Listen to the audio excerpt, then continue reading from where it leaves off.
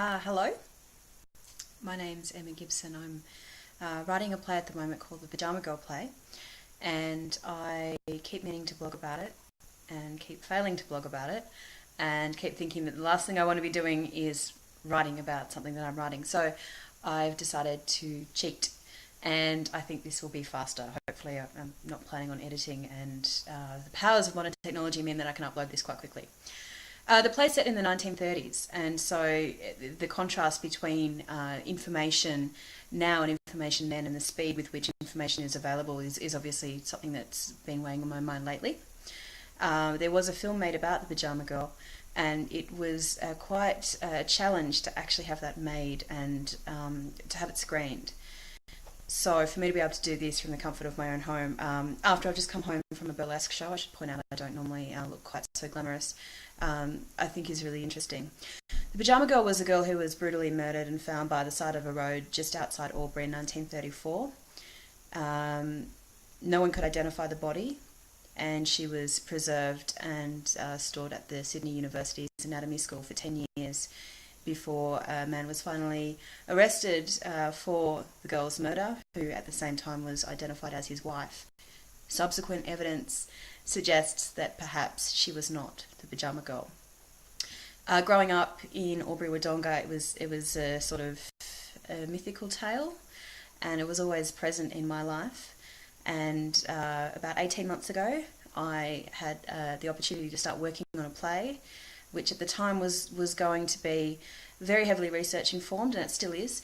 But in fact, my original intention was to present a piece of verbatim theatre, which is obviously quite difficult when you're looking at a story that happened 80 years ago. There aren't many people alive left to talk about it, and those who are were not directly connected and were very young at the time. Also, there's so much mythology around this particular story that I've found it very difficult to get through to the truth. And in fact, there's a lot of really interesting myths that have come up around it.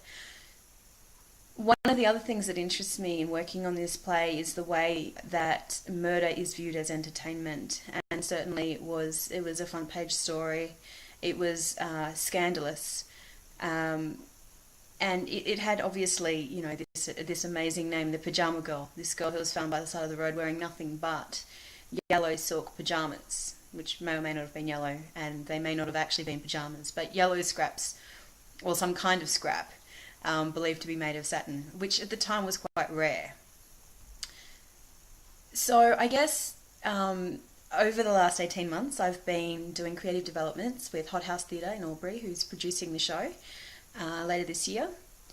And after playing around with the idea for quite some time, we've finally come to the point where it's a vaudeville show.